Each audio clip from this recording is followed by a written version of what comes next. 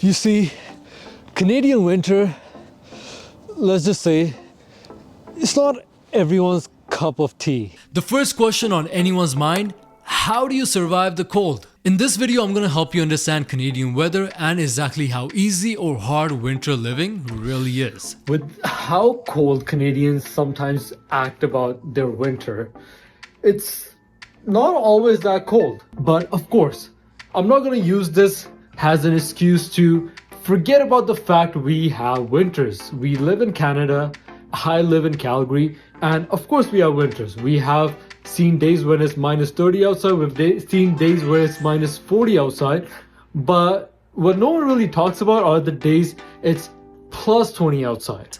Coming from a place where you haven't seen much of snow or extreme cold, I understand winter can look scary. And let's be honest, it could be scary. So let's talk about survival. Heat is our best friend, but instead of a small little heater you'll expect or a fireplace keeping us warm, we have entire rooms dedicated towards heating houses. These are some of the heating vents you see throughout the property. You'll see them throughout the house, and we actually have an entire furnace room. Which means you stay warm and cozy in every single corner of your home, no matter how cold it's outside. Which also means you can walk in your home wearing a t-shirt even when it's minus 40 outside. These heating systems are built to stand the weather, so you would never have to deal with loss of power or loss of gas, which is what powers most of these heating systems. And gas is cheaper to acquire in Canada, so it's less maintenance and they're cheaper to operate. But that's all good when you're home. How do you deal with the winter when you step outside? There's of course ways to fight the winter too. This thing is way too loud right now, so I'm gonna unplug it. It was easier than I thought. So there's definitely ways to fight the winter months. There's properties that help you achieve the exact staying away from winter. I'm talking about condo living, front garage homes, heated parking, malls, grocery stores, trains, bus stops, and anywhere you can possibly imagine. We even have skywalks, also known as plus 15. Consider that as an indoor tunnel connecting one building to another. Here in Calgary, it consists of 86 bridges connecting over 130 buildings and a length of over 16 kilometers of all indoor walkway, which I believe is the biggest one in Canada. So pretty much you can live your entire life all indoors if you really have to. Because technically there's only a couple days when the weather would be that terrible. So for those days, you have options and honestly, next level convenience. The hardest part of winter, if you ask me, would actually not be the cold or the weather. There are systems and ways to deal with that very efficiently. You can honestly put on a jacket on top of a t-shirt and you'll be fine. It's not really like the typical videos you see where you have to wear 12 different layers of clothing to stay warm, and that's honestly far away from the truth. Whew. It's starting to get a little colder as I'm shooting this video, so you know I can't just make up me enjoying this winter.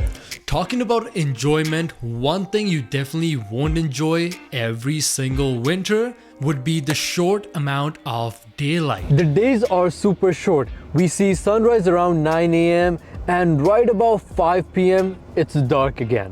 Which technically means you get about 6 to 7 hours of daylight, completely daylight, not even sunlight. And winter being winter, you're likely to see 50 to 60% of days being more cloudy like today is. I realize you can't really see outside, so here's some B-roll. See, so there's daylight, but there's no sunlight. It's pretty cloudy out. It's not gonna rain, it's not gonna snow or anything, but it just happens to be winter time. It's gonna stay more cloudy. That doesn't mean we don't get summer, we don't get sunlight. Calgary, in fact, is one of the sunniest places in the entire Canada. We get an average of 333 days of sunlight, which is the highest record in any city Canada-wide. Period. If you want more info on that, just visit liveincalgary.ca, or if you're trying to buy real estate in Calgary, give me a call and I'll take you for a ride myself. Now, talking about the real problem, which is the hardest part about winter, if you ask me, would actually not be the snow or the cold weather. there's ways and there's systems built to help you deal with that with so much ease. But the only and the biggest problem of winter is winter driving. I don't know, this might give you flashbacks of terrible situations, but not to scare anyone off, it's important to understand snowfall and winter is like rain in the summer. Of course it snows, but it doesn't snow every single day of the winter months. And the days with fresh snow on the road or fresh snow melting and then freezing are the terrible days for winter driving. A small 30 minutes commute can easily turn into an hour and a half. I remember being on Stony Trail with huge traffics, huge blockages because of one single car accident or one road being closed because of the weather. These are the kind of things you eventually get used to as you're living in the city. You understand what roads and what routes are more likely to give you problem than the other ones, and you just prepare yourself and you act accordingly. A 30 minutes commute can easily take you an hour and a half, and accidents and road closures are more common than not.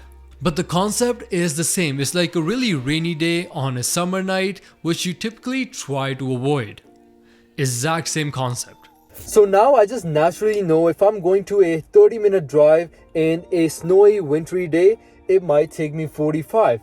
If it just snowed the night before, I'm gonna take an extra hour, so it's gonna take me an hour and a half. Of course, there's been days like today where it's super cold, but still I can commute in the exact same time, no traffic, no extra disturbance whatsoever because of the weather.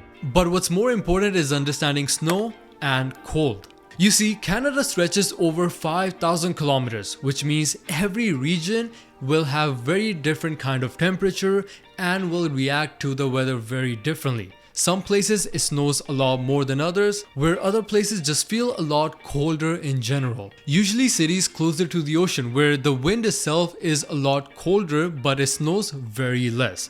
Places like Vancouver. And other places where you see quite the opposite with heavy snowfall and not so extreme temperatures. This chart will show you exactly how much it snows in different parts of the country, and you'll notice a huge difference, and how these cities manage and handle their infrastructure is also very different.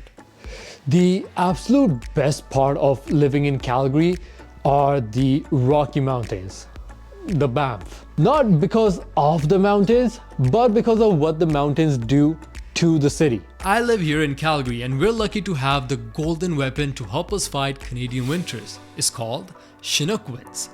Just imagine a breeze of warm air during the winter months, melting away all the ice, melting away all the snow. There's days I've stepped outside when there's snow on the ground and there's snow everywhere you can look at, but I can step out wearing a small hoodie or a small little jacket. It just doesn't feel cold anymore. You see, I'm not saying survival is easy, but I am saying it is possible. I've been in Canada way before technology and these advanced transportations, heated buses, underground parking, all of that became common. So if we survived, trust me, you'll get along just fine. And with that, if you're looking to buy, sell, or invest in Calgary, give me a call, text, or email, and I'll be happy to help. Once again, my name is Mohit, and I'll see you in the next one.